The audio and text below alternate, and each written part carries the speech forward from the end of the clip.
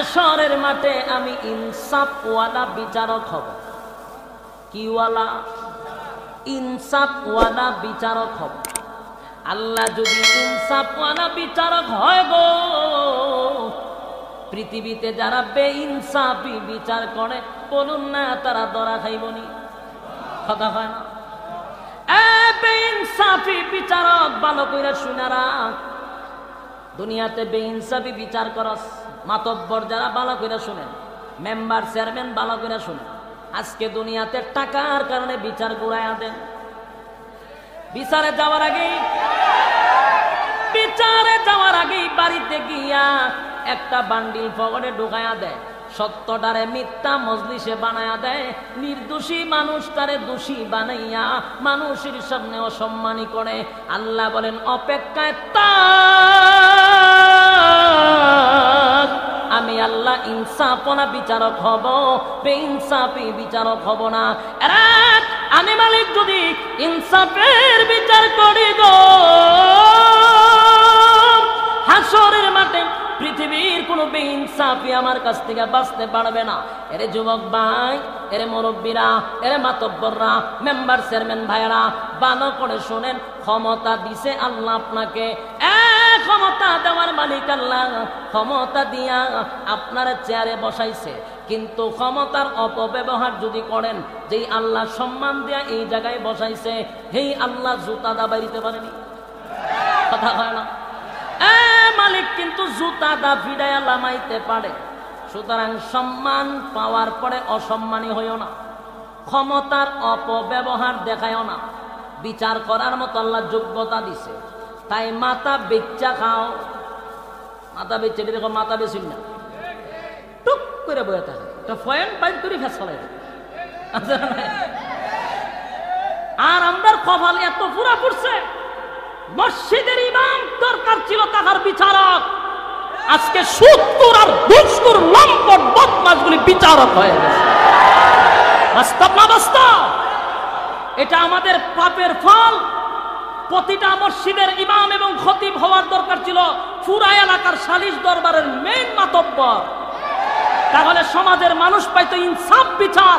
আজকে যত সুদখোর আর ঘুষখোর লম্পট বদমাশগুলিকে বানাইছে বিচারক, আর এরা টাকা খাইয়া সত্যটাকে মিথ্যা বানাইয়া অসহায় মানুষদেরকে সালিশ দরবারে বেজ্জতি করে দেয়।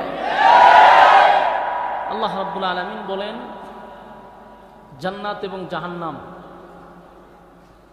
জান্নাত হলো শান্তির জায়গা, জাহান্নাম হলো অশান্তির জায়গা। জান্নাত ভোগবিলাসিতার জায়গা, আরামায়েশের জায়গা, এটা অনন্তকাল। জান্নাতের শুরু আছে, শেষ নাই। জাহান্নামেরও শুরু আছে, শেষ নাই। এই জন্য দুইটা জায়গা, আর এই দুইটা জায়গাতে আপনি যাবেন, কি জান্নাতে যাবেন না জাহান্নামে যাবেন, সিদ্ধান্তের জায়গা হলো দুনিয়া। বলুন, সিদ্ধান্ত করবেন কি পরকালে গিয়ে না এই দুনিয়ায়? দুনিয়ায় আপনাকে সিদ্ধান্ত নিতে হবে আপনি কোথায় যাবেন। আপনারা কথা বললেন না, কথা বললেন না। সিদ্ধান্ত নেবেন আপনারা, আর এই সিদ্ধান্ত নেওয়ার জায়গাটা হলো দুনিয়া। এই জায়গার থেকে আপনার সিদ্ধান্ত নিতে হবে, আপনি কি ডাইনে যাবেন না বামে যাবেন।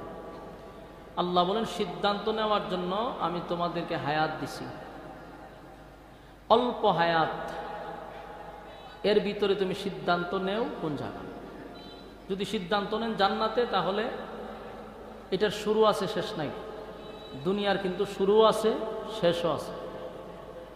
জান্নাতের শুধু শুরু আছে কিন্তু শেষ নাই। আল্লাহ রাব্বুল আলামিন বলেন জান্নাতীদেরকে যখন আমি জান্নাত দিব, একেবারে সর্বনিম্ন জান্নাতীকে এই পৃথিবীর কমপক্ষে 10টা পৃথিবীর সমান জান্নাত দিব। এও নিম্ন স্থলের জান্নাতি, ভিআইপি না। নিম্ন স্থলের জান্নাতীরে কমপক্ষে 10টা পৃথিবীর সমান জান্নাত দিবে। আল্লাহ রাব্বুল আলামিন বলেন দুনিয়াতে মানুষের অনেক আফসোস থাকে, সব আফসোস দুনিয়াতে পুরা হয় না, সব আশা দুনিয়াতে পুরা হয় না, সব দোয়া দুনিয়াতে কবুল হয় না। না, সব দোয়া কবুল হয়। কেউ যদি দোয়া করে আল্লাহ আপনি আমার মরণ দিয়েন না, কাবা শরীফের সামনে দোয়া করলে খামবনি? রাতভর তাহাজ্জুদ পড়লে খামইব নি? তাহলে মরতে হবে, এই দোয়া কবুল হবে না। আল্লাহ বলেন জান্নাতের ভিতরে ঢুকার আগেই আমি তোমাদেরকে নিয়ামত দিব যে আর কোনোদিন তোমরা মরবা না। সুবহানাল্লাহ। মরণ নাই, মরণ যা আছে দুনিয়া, পরকালে মরণ নামক কোনো বস্তু নাই। এটা পুরস্কার দিবে যে তোমাদেরকে আমি মরণ দিব না। এবং বয়স যদি কারো 30 বছর হয় তাহলে এই বয়স আর কোনোদিন 31 হবে না। 31 হলে তো বয়স বাড়বো, কিন্তু এটা বাড়বেও না কমবেও না, জাগাত থাকবো। সুবহানাল্লাহ। জান্নাতীরা জান্নাতের ভিতরে আরাম আয়েশে চলবে, চিন্তাও নাই, কারণ মরণ যতদিন আছে একটা চিন্তা আছে। মরণ যান নাই, চিন্তাও নাই। তো জান্নাতে তো আপনার মরণই নাই, তো চিন্তা থাকবো কই থেকে? জান্নাতের ভিতরে কোনো চিন্তা নাই। দুনিয়াতে যদি আপনাকে আমেরিকার প্রেসিডেন্টও বানানো হয়, চিন্তা আছে না নাই? কারণ কিছুদিন পরে লেমা যেতে হবে, কথা হয় না, নামতে হবে আপনার। চিরদিন বাদশাহী পাওয়া যায় না। বর্তমান আমাদের দেশে যারা গদিতে আছে 6 বছর 15 বছর, এরপর লাম তো চায়নি, যুগের মতো দূরে রাখছে, লাম তো চায় না। এটার মধ্যে মজা আছে, লামে না, কিন্তু লামন লাগবো নি, কথা হয় না। যতই চেষ্টা করেন লামন লাগবো, জোর কইরা কতদিন, কিন্তু এটা চিরস্থায়ী না। আর চিন্তা তো আছেই। প্রধানমন্ত্রী 15 বছর ধরে দেশ চালায়, এরপর ওনার চিন্তা আছে, আসেনি? বিরোধী দল আছে না নাই? বিরোধী দল আছে মানেই চিন্তা আছে। কিন্তু আল্লাহ যখন জান্নাতে আপনাকে রাজত্ব দিবে, আপনার কোনো চিন্তা নাই, কারণ এই রাজত্ব কেউ নিবে না। এটা চিরস্থায়ী, আপনাকে একক মালিকানা দিয়ে দিবে। সুবহানাল্লাহ। তো জান্নাতীরা নাজ নিয়ামত সব দেখবে, দেখার পরে, সব পাওয়ার পরে আল্লাহর কাছে বলবে যে আল্লাহ সব পাইছি, কিন্তু আমি দুনিয়ার জমিনে আমার কিছু বন্ধু বান্ধব ছিল, যাদের সাথে ব্যবসা করছি, চাকরি করছি, খেলাধুলা করছি, গোটা জান্নাত ঘুরেও তাদেরকে তালাশ করে পাইনি। আল্লাহ তাদেরকে বলবেন যে তুমি জান্নাতে, তারা জাহান্নামে। তখন জান্নাতীরা বলবে আল্লাহ আমি জাহান্নামী যারা আমার বন্ধুরা আছে তাদের সাথে একটু দেখা করা দরকার, কথাবার্তা বলা দরকার।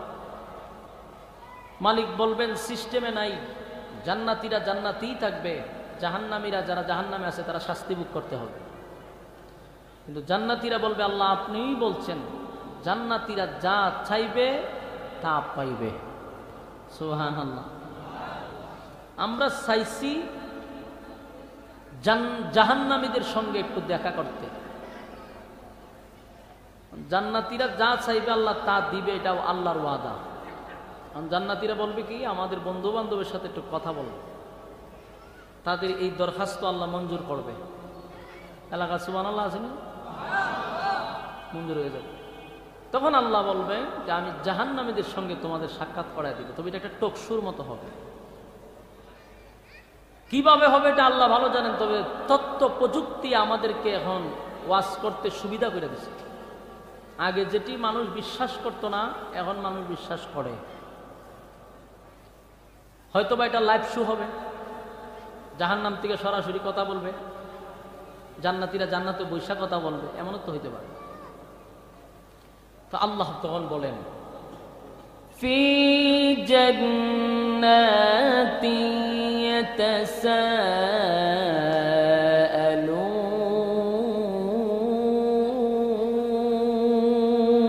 ইয়াতাসাআলুন, ফি জান্নাতি ইয়াতাসাআলুন, জান্নাতি এবং জাহান্নামী এদের মধ্যে কথোপকথন হবে, টকশো হবে। আল্লাহ দেখা করার একটা ব্যবস্থা করে দিবে। তো দেখা যখন হবে তখন দেখবে যে আহা এই বন্ধুর সঙ্গেই তো আমি ব্যবসা করছিলাম, পাশের দোকানই তার ছিল, অথবা চাকরি করছিলাম, আমি এত আরামায়েশে আছি আর সে আগুনে জ্বলতেছে, ঘটনা কি? তখন জান্নাতি জাহান্নামীকে জিজ্ঞাসা করবে যে তুমি জাহান্নামে কেন আইছো? একসাথে না ব্যবসা করতাম, চাকরি করতাম, খেলাধুলা করতাম, আমি তো জান্নাত পাইছি, জাহান্নামে কেন? তখন সে নিজেও উত্তর দিবে যে আমরা এই 4টা কারণে জাহান্নামে আসছি। বলুন কয় কারণে? আরো জোরে। ভাই বাউন্ডারির আওয়াজ এখন কয় কারণ সের কারণ বাউন্ডারির লোক না আওয়াজ দিতিব তো 60টা কারণে তারা জাহান্নামে আসছে এই কথা জাহান্নামীরা বলবে। এই 60টা কারণ যদি আজকে আমরা শুনি আর যদি আজকে এখানে বসে নিয়ত করি যে 4 কাজ যেন আমাদের কাছে না আমাদের দ্বারায় না হয় তাহলে আর যাই 3 4 কারণে জাহান্নামে তাহলে আজকে সিদ্ধান্ত নেবেন জাহান্নামীরা নিজে বলে আমরা 4 কারণে জাহান্নামে আসছি। তাহলে 1 নাম্বার কারণ তখন বলতে থাকে 1 নাম্বার কারণ প্রতিটা কারণ 4 নাম্বার আসবো বয়ান শেষ খুব খেয়াল করবে 1 নাম্বার কারণ قالوا لم نك من المصلين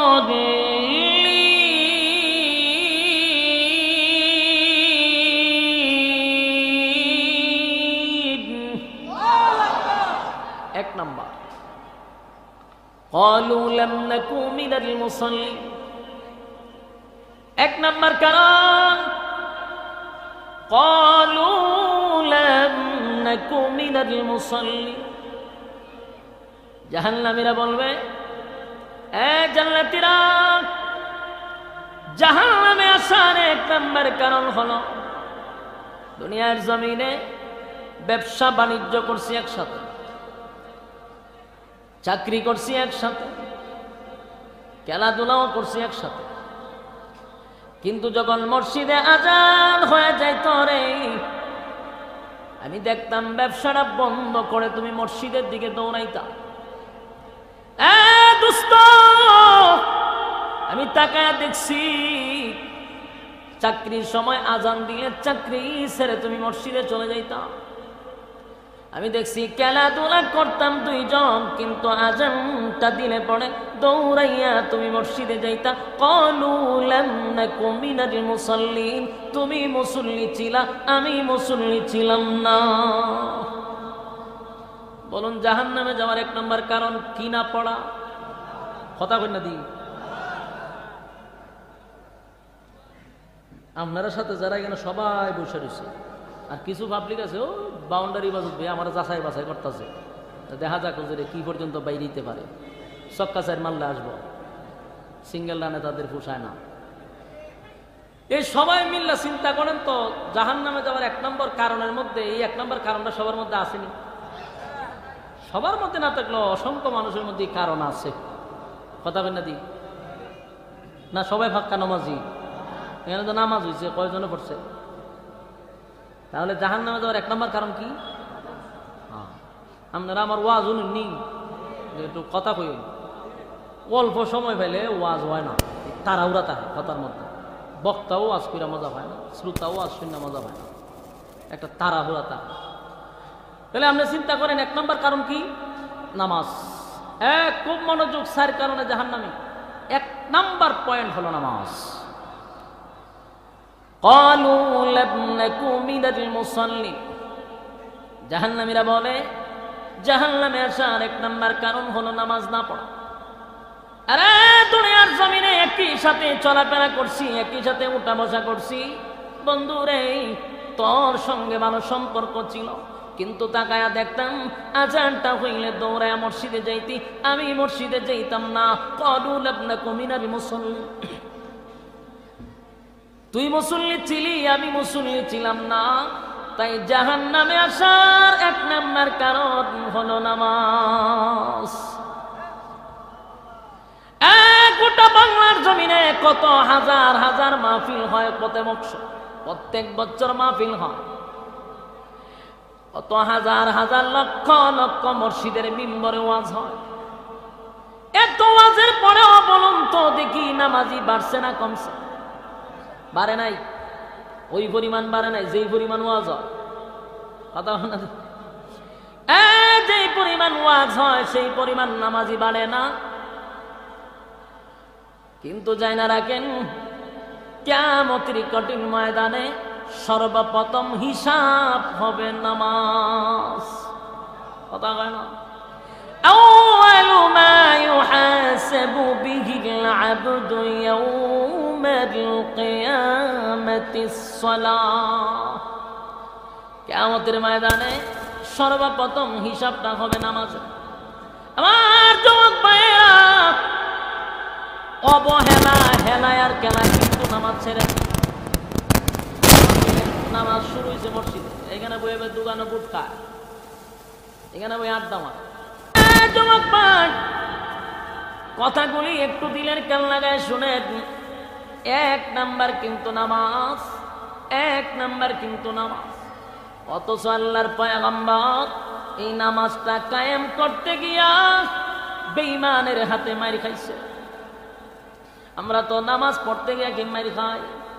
এই ময়মনসিংহের মানুষ কথা বল না কা, আজকে তো এটা বাউন্ডারে রাখছেন, এটা ময়মনসিংহ বানাই লিছে। কথাগুলি একটু দিলের কান লাগায় শুনেন। আল্লাহর পয়গম্বর নামাজ পড়তে গিয়ে মার খাইছে, আমরা কি মার খাই? নামাজ পড়ছেন কেউ মারছে? কিন্তু হাবিবে কিবরিয়া নামাজের সেজদায় গেলে গামছা লাগাইয়া পয়গম্বরে টানত। আল্লাহর পয়গম্বরের উপরে উটের নারী বুড়ি তুলে রাখত। নামাজ পড়ার কারণে পয়গম্বরকে আঘাত করত। এই নামাজ কায়েম করছে, পয়গম্বর শরীরে অসংখ্য আঘাতের চিহ্ন ছিল। আজকে নামাজ পড়তে কেউ মারে না গো। এরপর যুবকরা নামাজ চলা অবস্থায় দোকানে বসে আড্ডা মারে, নামাজ যে ফরন লাগবে এটা মনেই করে না, এটারে কোনো কঠিন বিষয় মনে করে না। যুবক, কিন্তু আল্লাহর হাবিব বলেন সর্বপ্রথম যদি হিসাব হয় তাহলে নামাজের হিসাবটাই হবে। কি বুঝলেন? হিসাব কোনটা হবে? নামাজের হিসাব হয়ে যাবে রে। নামাজের হিসাবে আটকা পড়ে গেলে একে একে সব কিছু আটকা পড়ে যাইবা।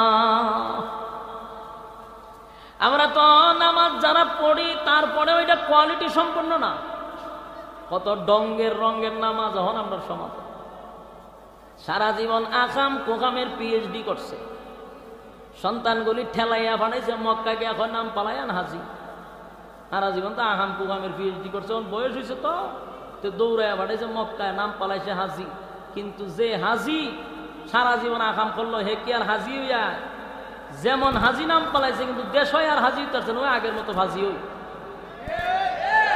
এখন সারা জীবন নামাজ পড়ছে না, হজ করেছে, তো ফুলাফান বউ বাচ্চারা কয় হজ উজ করেছেন, এখন নামাজটা একটু পরে নাহলে ইজ্জত যায় যায়। হাজি নাম পালাইছে, নামাজ না বলে ইজ্জত থাকবো, কত কিতা করতে হইব, কত নামাজ মসজিদও যান, তো ঠেলাইয়া ঘর থেকে মসজিদও ভাড়ায়। এই বেচারা হারা জীবন শয়তানে আগাল মাতাল নাচাইছে, হে আইছে মসজিদে নামাজ পড়তো, ওর নামাজ দেখা রয়েছে খারিয়া মসজিদের গরিব কড়াবাজিটা খারিয়া চায় থাকে। বাস্তব কইছি না অবাস্তব? ওই নিয়ত দান্দাতে মসজিদের গরিব কড়াবাজিটাও দেখে, মসজিদের সামনে ক্যালেন্ডার আছে এটার পয়সা থাকে, তো ফ্যান কড়া লাগাইছে এটাও দেখে। এটা কি নামাজ না তামসা? রীতিমতো একটা তামসা। মানে হারা জীবন তো আকামের পিএইচডি করছে, হঠাৎ করে মসজিদে আইছে গরিব পয়সা থাকে, তো ওই ফ্যানের ভাই চায় থাকে, ফিফরা যায় এটারও মারে, মশা কামড় দিয়ে এটারও মারে। আছে নিরম নামাজি? এটি কি কোয়ালিটি সম্পন্ন না রীতিমতো তামসা? নামাজ জাহান্নামে যাইলে প্রথম হিসাব না হবে, জাহান্নামে যাওয়ার আগেই হিসাব হবে। হিসাবের শুরুতেই হবে নামাজের হিসাব। তাই নামাজ নিয়ে যারা পড়েন তারা ভালো করে পড়েন, ফাজলামি করেন না। অনেকের নামাজ দেখলে শয়তানও হাসে, নামাজও দাঁড়াইয়া পিছনে কে আসছে এটাও দেখে। কি নামাজ কথা? আরে নামাজ কেমন হওয়া দরকার? হযরত আলী রাদিয়াল্লাহু তাআলা আনহু যুদ্ধের ময়দানে তীরের আঘাত পাইছে পায়ে, সাহাবায়ে কেরাম তীরটা টানাটানি করে, উনি চিৎকার মারে, রক্তক্ষরণ হয় গো। কেউ উনার পাত থেকে তীর সরাইতে পারে না। আল্লাহর হাবিব বলেন, সাহাবীরা রে, আমার আলী যখন নামাজে দাঁড়াবে তোমরা কেউ তার পায়ের তীরটা খুলে নিও। হযরত আলী যখন নামাজে দাঁড়াইছে, সাহাবীরা পিছনে গিয়া তীরটা টেনে তারপরে বাহির করছে। আলী লড়েও নাই, সুবহানাল্লাহ বাড়িতে গিয়া একটা তীর পায়ের ভিতর থেকে টেনে বাহির করছে, উনি লড়েও নাই। তার মানে নামাজে যখন দাঁড়াইছে কোনো কিছু আর খেয়াল নাই, একমাত্র আল্লাহর সামনে। সুবহানাল্লাহ। আর আমরা মশা শুধু একটা কামড় দেয়, মসজিদের মধ্যে এমন তাফা মারে এটা ঘরের মধ্যে আওয়াজ যায়। যেমন বোঝা যায় বোমা ফটাই দিছে।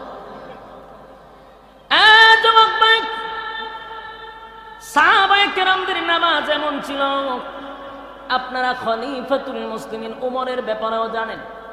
ওনার মৃত্যু কিন্তু হয়েছিল, আঘাত পাইছিল মসজিদে নামাজরত অবস্থায়।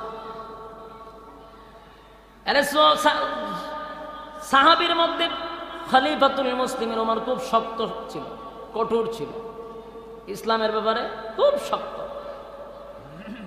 খলিফাতুল মুসলিমিন হযরত উমর কিন্তু নামাজের মধ্যে আঘাতপ্রাপ্ত হয়েছে।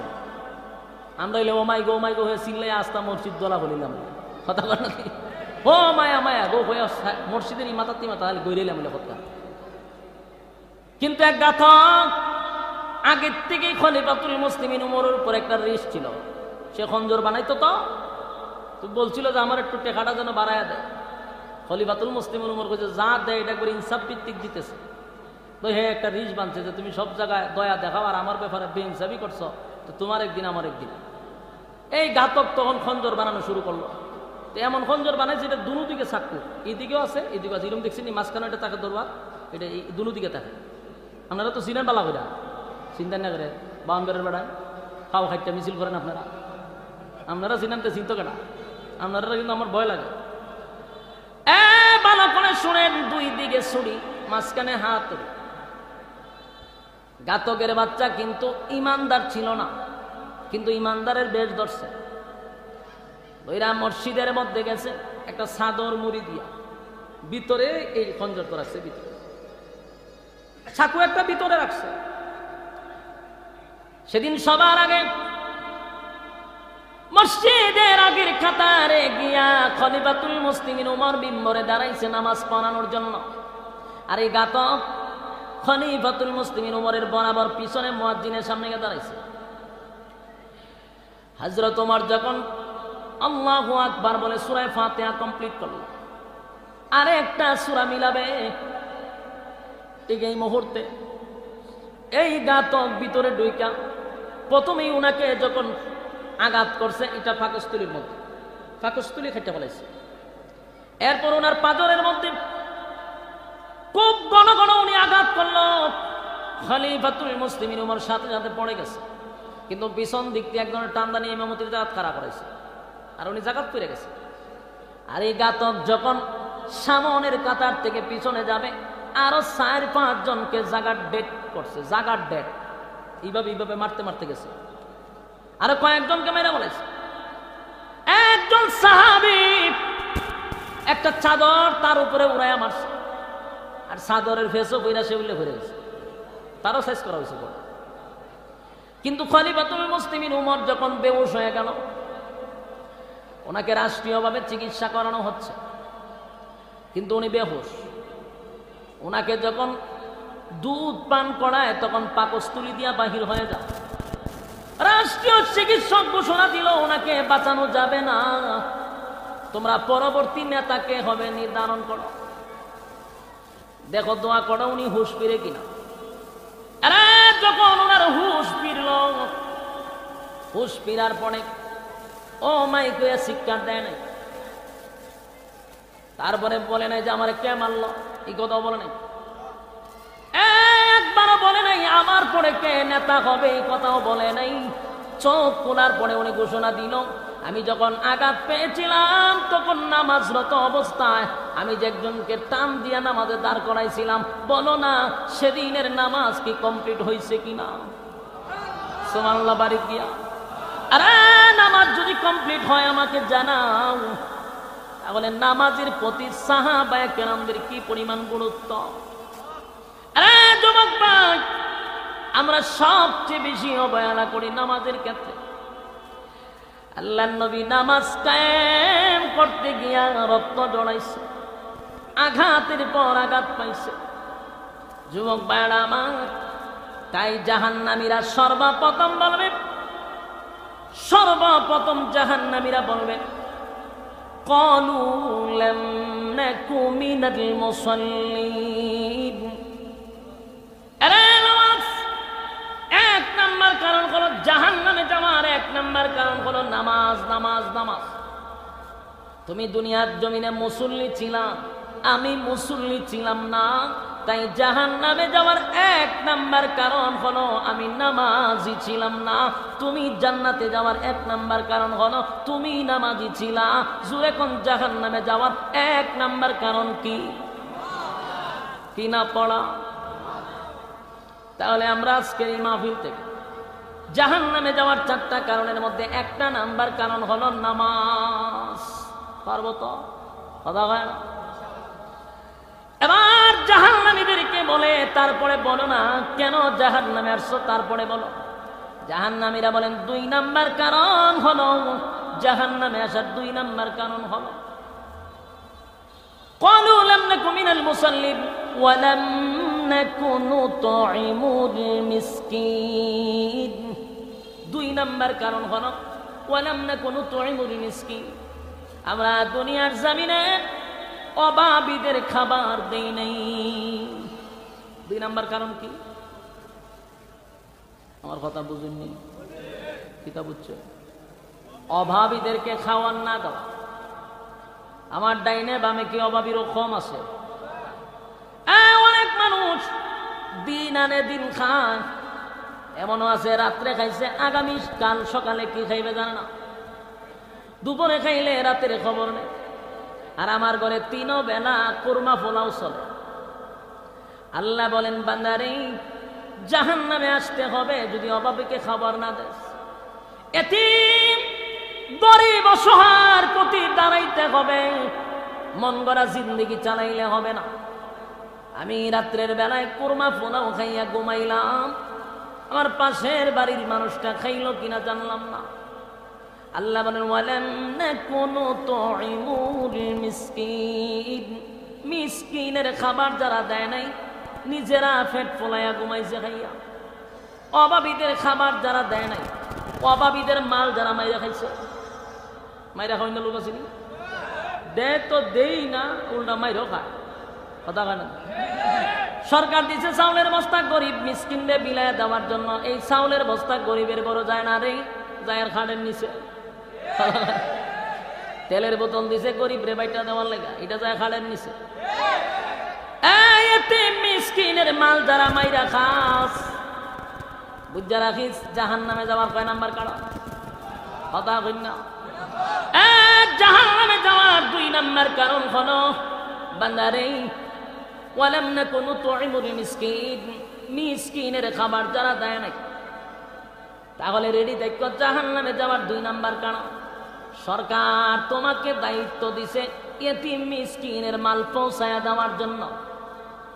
সরকারি ভাবে দেখবেন টিউবওয়েল আসে, টিউবওয়েল আসেনি? এটা তো আমি বাস্তব অভিজ্ঞতা থেকে হইতেছে। টিউবওয়েল কিন্তু সরকারে দিছে একেবারে ফি সাবিলিল্লাহ গরিবদেরকে। যার হাত হয়েছে 7,000 করে লাগবে, কপালে জুতা বাইরিবার দরকার নেই। 7,000 জুতো লাগে তার সরকারের দরকার, এটা সরকার রেখো আমার 7,000 টাকা নিবনি, ভিক্ষা দিব না আমি। অথচ সরকার দিছে তারে, এটা নিয়ে দিয়া কিন্তু হে আবার কে হয় 7,000 না 3,000 টাকা দিতে হইব, এটা প্রসেসিং আছে। জুতা দামার তোর প্রসেসিং হবে তো, সরকার তো প্রসেসিং করি তোর কাছে পাঠাইছে, আছে না নাই? এরকম আমার কাছে কইছে লিয়ে হইতেছে তো 3,000 দিলে হইব আপনি, একটা প্রসেসিং আছে, আমি তো 3,000 টাকা যাই আনতে সুরার দল। এগুলা কিন্তু এতিমের মাল, এগুলা মিসকিনের মাল, কিন্তু আমরা মাইরা খাই, আছে না নাই? বলুন জাহান্নামে যাইবার 1 নাম্বার কারণ। সরকার কিন্তু অনেক সময় অনেক গরিব গোড়ার ঘর বানায়া দেওয়ার জন্য প্রস্তুতি নেয়। বিভিন্ন দেশ থেকে আসে সরকার, দেখি না আল্লাহ জানে, তো বিভিন্ন প্রান্তের থেকে আসে গরিবের জন্য, বাহির থেকে আসে। কারণ এগুলা দিছে গরিবরে ঘর বানাই দিত, এখান থেকে ঘরটা 1 লক্ষ টাকা খরচ হবে তো 20,000 টাকা দিতে হইব। এই 20,000 টাকা খাইছে, আদা খাই। জাহান্নামে যাবার 1 নাম্বার কারণ। জাহান্নামে যাওয়ার 2 নাম্বার কারণ, বালা কইরা শুনিস, যারা খাওয়াই না পার্টি বালা কইরা শোন। তুই যে খাইতা যাস কিয়ামতের ময়দানে হিসাব আছে না নাই? আর জাহান্নামে যাওয়ার 2 নাম্বার কারণ হলো ওয়ালাম নাকুনু তুইমুল মিসকিন, যারা অভাবীর খাবার দেয় না, এতিম মিসকিনের মাল মাইরা খাইছে, জাহান্নামে যাওয়ার 2 নাম্বার কারণ। 3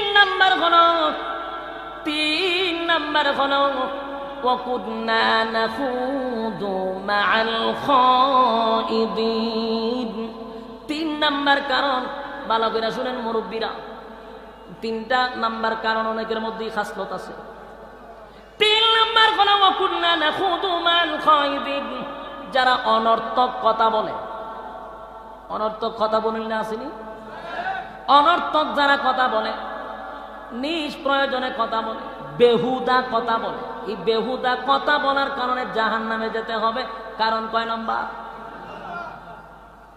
বেহুদা কথা কই না লোক আসেনি মসজিদে নামাজ পড়ছে বইরা শাস্ত্র লেগে বইছে 1 কাপ চা খায় আর টিভিটা সার তো টিভি ছাড়ছে কিতা দিছে আজকে টিভি কার 100 মুখ কার খাইয়া কয় দে ইসরায়েল আর ফিলিস্তিনের যুদ্ধ লাগছে এটা দে তো ওইখানে বইবে যুদ্ধ তুই টিভি দেখ বালা কথা এটার মধ্যে আরো কথা কইতি আছে এই মাগরিব পর্যন্ত শেষ আবার মাগরিবের পর আরেক কাপ চা লইয়া বসে তো তসবি একটা আতো সুবহানাল্লাহ পড়তেছে আবার যেটা তোর মাইয়া বিয়া দিছত নি তো তোর ঘরে খাওয়া না চিনি তোর বাপ তারে বাদ দিছি তোর বাপ আমাদেরকে বিচার দেয় ঘরে এরকম খরচ করে 100 সুমা দালাইছে গুড়ি 100 হয়ে গেছে না এই আগাম পুগাম সুদ্ধা ওই তসবির আঘাত একটা এইভাবে খারাপ আছে এটার মধ্যে একটা সুমা মাইরা দেয় এটার মানে হইলো 100 পুরা উচিত জাহান্নামে যাবে কয় নাম্বার কারণ 3 নাম্বার কারণ ওয়াকুন্না নাখুদু মাল খায়দিন আমরা কিন্তু অনর্থক কথা বলি সাবধান অপ্রয়োজনীয় কথা বলা যাবে না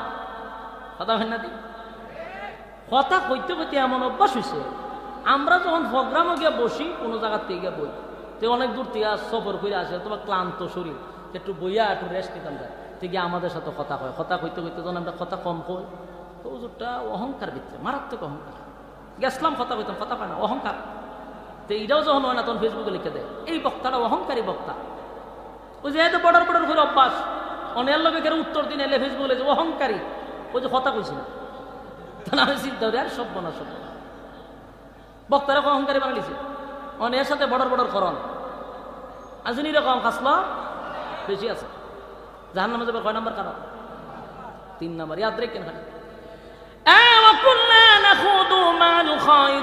জাহান্নামে যাওয়ার 3 নাম্বার কারণ বেহুদা কথাবার্তা বলা অনর্থক কথাবার্তা বলা অপ্রয়োজনীয় কথাবার্তা বলা রাস্তা দিয়ে যাচ্ছেন বাজারে যাইবেন নন্দনপুরে অসুবিধা নাই এখান থেকে যতক্ষণ যাবেন একা একা গেলে জিকির করতে থাকবেন লা ইলাহা ইল্লাল্লাহ পড়বেন অথবা সূরা ইখলাস পড়বেন যেটা পারেন সেটাই পড়তে পড়তে যান অপ্রয়োজনীয় কথা বলবেন না কারণ অপ্রয়োজনীয় কথা বলার কারণে জাহান্নামে যেতে হবে কারণ হলো 3 নাম্বার কারণ কয় নাম্বার আরে যুবক ভাই জাহান্নামে যাওয়ার 3 নাম্বার কারণ 3 নাম্বার কারণ 4 নাম্বার কারণ হলো ওয়াকুন্না নুকাযযিবু বিয়াউমিদ্দিন 4 নাম্বার কারণ হলো পরকালের উপর যারা বিশ্বাস করে না কয় নাম্বার পরকালের উপর বিশ্বাস করে না খালি যে কিয়ামতের বিশ্বাস করে এমনটা না যেমন মসজিদের ইমাম সাহেব বয়ান করছে হ্যাঁ গিয়া শাস্তলা ওয়াজ করে ইমাম সাহেব যে কথাটি কইছে এটিকে অবলি সত্য নি এই এতটুক বলার কারণে জাহান্নামে যাওয়ার 4 নাম্বার কারণ কথা হয় না পরকালের উপর বিশ্বাস করতে হবে এই পৃথিবী চিরস্থায়ী নয় এই বিশ্ব পরিস্থিতির পরিসমাপ্তি আল্লাহ ঘটায়া দিবে কথা হয় না পৃথিবী চিরস্থায়ী নয় গো এই পৃথিবী চিরস্থায়ী নয় কেউ থাকতে পারে নাই আমরাও থাকবো না চলে যেতে হবে চলে তো যাবই এখানেই শেষ হলে ভালো ছিল আল্লাহ বলেন না পুনরায় আমি আবার জীবিত করব জীবিত করিয়া পাই পাই পাই করে আমি হিসাব নিব কথা কয় না রব্বি কারীম বলেন হাশরের মাঠে আমি ইনসাফওয়ালা বিচারক হব কিওয়ালা ইনসাফওয়ালা বিচারক হব আল্লাহ যদি ইনসাফওয়ালা বিচারক হয় গো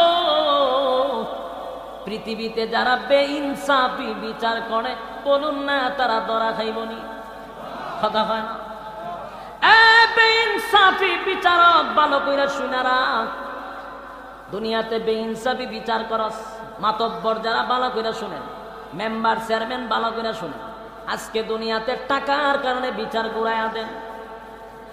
বিচারে যাওয়ার আগেই বাড়িতে গিয়া একটা বান্ডিল পকেটে ঢুকাইয়া দেয়, সত্যটারে মিথ্যা মজলিসে বানায়া দেয়, নির্দোষী মানুষটারে দোষী বানাইয়া মানুষের সামনে অসম্মানী করে। আল্লাহ বলেন অপেক্ষায় থাক, আমি আল্লাহ ইনসাফনা বিচারক হব, বেইনসাফি বিচারক হব না। আমি মালিক যদি ইনসাফের বিচার করি গো, হাসরের মাঠে পৃথিবীর কোনো বেইনসাফি আমার কাছ থেকে বাঁচতে পারবে না। এরে যুবক ভাই, এরে মুরব্বীরা, এরে মাতব্বররা, মেম্বার চেয়ারম্যান ভাইরা, ভালো করে শোনেন, ক্ষমতা দিছে আল্লাহ আপনাকে, ক্ষমতা দেওয়ার মালিক আল্লাহ। ক্ষমতা দিয়া আপনার চেয়ারে বসাইছে, কিন্তু ক্ষমতার অপব্যবহার যদি করেন, যেই আল্লাহ সম্মান দিয়া এই জায়গায় বসাইছে, হেই আল্লাহ জুতা দা বাড়িতে পারেনি।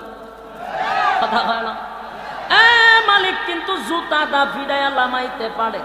সুতরাং সম্মান পাওয়ার পরে অসম্মানী হইও না, ক্ষমতার অপব্যবহার দেখায়ও না। বিচার করার মতো আল্লাহ যোগ্যতা দিছে, তাই মাথা বেচা খাও। মাথা বেচে দেখো, মাথা বেচুন না, টুক করে বয়ে থাকে, পয়েন্ট বাইর করে ফেস ফেলে। আর আমরার কপাল এত পুরা পড়ছে, মসজিদের ইমাম দরকার ছিল তাহার বিচারক, আজকে সুদখোর আর ঘুষখোর লম্পট বদমাশগুলি বিচারক হয়ে গেছে। বাস্তব না বাস্তব? এটা আমাদের পাপের ফল। প্রতিটা মসজিদের ইমাম এবং খতিব হওয়ার দরকার ছিল পুরা এলাকার সালিশ দরবারের মেইন মাতব্বর, তাহলে সমাজের মানুষ পাইতো ইনসাফ বিচার। আজকে যত সুদখোর আর ঘুষখোর লম্পট বদমাশগুলিকে বানাইছে বিচারক, আর এরা টাকা খাইয়া সত্যটাকে মিথ্যা বানাইয়া অসহায় মানুষদেরকে সালিশ দরবারে বেজ্জতি করে দেয়। একমাত্র আমাদের কারণে আমরা ইমাম মুয়াজ্জিনদেরকে মূল্যায়ন করি না।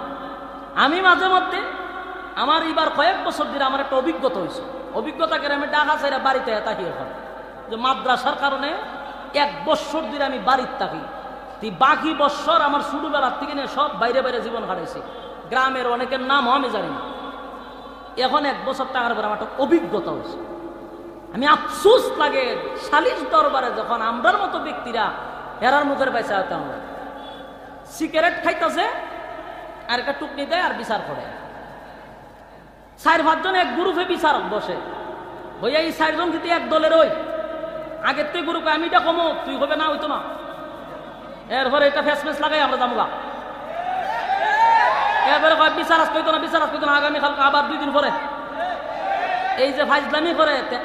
আমি একদিন কইলাম, বলে বেটা 64 জেলাটা ঘুইরা যে খায় কোনো অ্যাঙ্গেলে বলদ হয় না। কিতা কইলাম না, যে বেটা 64 জেলা ঘুইরা খায় কি কোনো অ্যাঙ্গেলে বলদ হয়?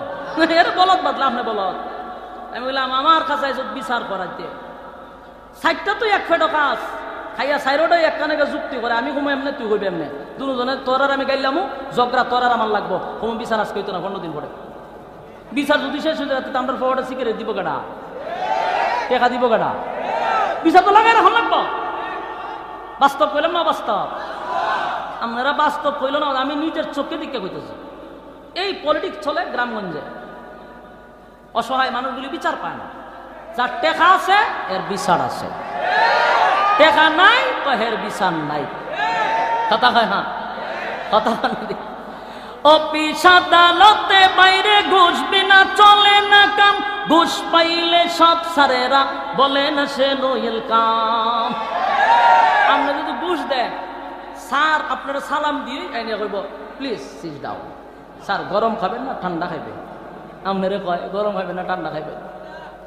তখন জিগায়, কিন্তু আমার জন্য টেকা আছে, হয় না? কথা কন না দি। সত্য কথা বলে যাই, মন দিয়ে শোনেন সবাই। সত্য কথা বলে যাই, মন দিয়ে শোনেন সবাই। এই সমাজের আদালতে গরিব দুঃখীর বিচার নাই। সত্য কথা বলে যাই, মন দিয়ে শোনেন সবাই। এই সমাজের আদালতে গরিব দুঃখীর বিচার নাই।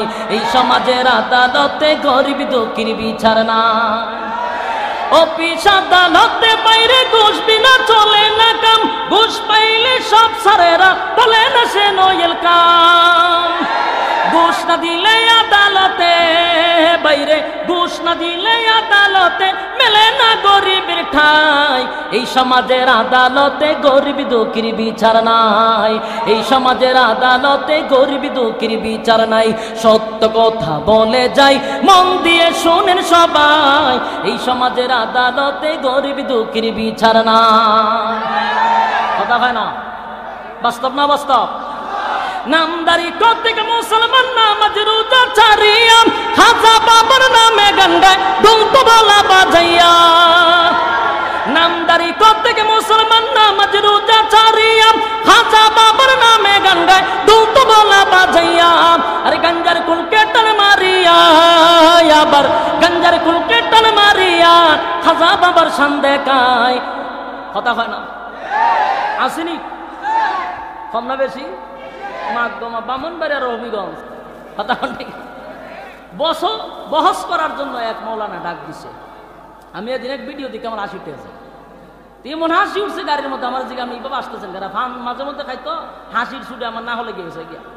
আমার হাসি উঠার কথা, তোরে বহসও ডাক দিছে এক হুজুরে। তুই গিয়া সেটা মাজারও জিগায়, বাবা আমারে বহসও ডাক দিছে। হ্যাঁ, আপনারা ভিডিও দেখছেন, আমি কথা বাস্তব করছি অবস্থা। হ্যাঁ, মাজারও গিয়া কয়, বাবা আপনি তো নাই, বহু বহস আপনি করছেন, আজকে আমরা বহসের লেগে ডাকবে। মাজারও গিয়া কয়। আমার একটা জিনিস আফসোস লাগে, এই বিষয়টা কিন্তু অনেক হইতেছে। আমি এই বিষয় নিয়ে এই পর্যন্ত কথা বলি নাই, কিন্তু এখন দেখা যায় কথা বলতে বাধ্য হইতেছে। চিন্তা করছি যেটা নিয়ে দেখি বেশি টপিক হয়, এই বিষয়ে আমি কথা বলি না, একটু দূরে থাকি। এটা ফচ্চা করলে শেষ হয়ে গেলে এরপরে কথা বলি। তো কত হইলো, বহসও ডাক দিছে, যার সঙ্গে ভাললে তার সাথে গিয়ে বহস কর। মাজারও গিয়া অনুমতি লয়, বাবা কিতা করতাম। চিন্তা করছে, মান সম্মান সব শেষ করছে। আমি এই জায়গাতে একটা ধন্যবাদ জানাই, যেহেতু আমি এই লাইনে বহু মেহনত করছি একা। এই সমস্ত ভণ্ডদের ব্যাপারে আমার বহুদিন ধরে, একটা বছর ধরে, এর আগে তো আছে এখানে তুমুল যুদ্ধ শুরু হয়েছে, 1 বছর হয়েছে। এদের সাথে খেলতে খেলতে আমার একটা অভিজ্ঞতা হয়েছে। আমি মোটামুটি এদের ব্যাপারটা জানি। ইতার সাথে আবার কি এর বহস। আমি একটারে কইছিলাম যে তুই কিচ্ছু করার লাগতো না, তোর লগে আমি এলএম দিয়া পারতাম না। বাবা রে, তুই অত বড় মুহাদ্দিস, তুই আমার সামনে সূরা ফাতিহা পড়ছেন দিক কেন? এটাই তো যথেষ্ট। কথা বলেন না হুজুর? এদের সাথে আপনি কোরআন হাদিস নিয়ে দরকার নাই তো, খালি কবি তো সূরা ফাতিহা পড়তালে তুই ফাঁস। যে বেচারা সূরা ফাতিহা শুদ্ধ হয় না, এ কি এর বড় বড় আলেমদের সাথে বস করতে হয়? এই জায়গাতে এসে আমি ধন্যবাদ জানাই আবরার সাবরে, ধন্যবাদ জানাই হুসামাকে, যে না খানি সুবানি খাওয়াইছে এই দুইজনে। কথা ঠিক। আমি খুব খুশি হয়েছি এই ব্যাপারটা, কারণ আমি তো কেন্দ্র থাকি, এরা লাফানিটা আমি জানি। আমি যদি সম্পর্ক দ্বারে কাছে থাকি বলে বাইয়া তো দূর যায় না, হেরে খালি হন যে সূরা ফাতিহা পড়তো আপনার সামনে। আমি চ্যালেঞ্জ করলাম, কয়েক লক্ষ টাকা চ্যালেঞ্জ, সূরা ফাতিহা পড়তে পারবে না শুদ্ধ করে। কি এর বহসা? সম্মানিত সুধী, তো শেষ কথা হলো, প্রথম নাম্বার কথা বলছিলাম জাহান্নামে যাবার 1 নাম্বার কারণ নামাজ, 2 নাম্বার কথা হয় না, ইয়াদ না, অভাবীদের খাবার দেয় না, 3 নাম্বার বেহুদা কথা, 4 নাম্বার কিয়ামতের উপর বিশ্বাস করে না। এই 4টা আমল করতে পারবো তো ইনশাআল্লাহ? পারবেন তো? আব্দুল্লাহ দেখান, আব্দুল্লাহ দেখান। লিল্লাহে তাকবীর, লিল্লাহে তাকবীর। এই আব্দুল জন্নি কারণ কয় কারণ? 4 কারণ। 1 নাম্বার নামাজ, 2 নাম্বার এতিমের মাল যারা মাইরা খায়, বাথরুম সুদ্ধা খাইয়ালা। গরিব রে দিছে 3টা বাথরুম সরকারে, এই বাথরুম সুদ্ধা খাইয়া লাইছে। আসেনি? আমরা এগুলাতে বিরত থাকবো ইনশাআল্লাহ। কথাগুলোর উপরে আমল করার চেষ্টা করব। আল্লাহ রাব্বুল আলামিন বলনেওয়ালা শুননেওয়ালা উভয়কে সহি আমল করার তৌফিক দান করে সকল বলে আমিন।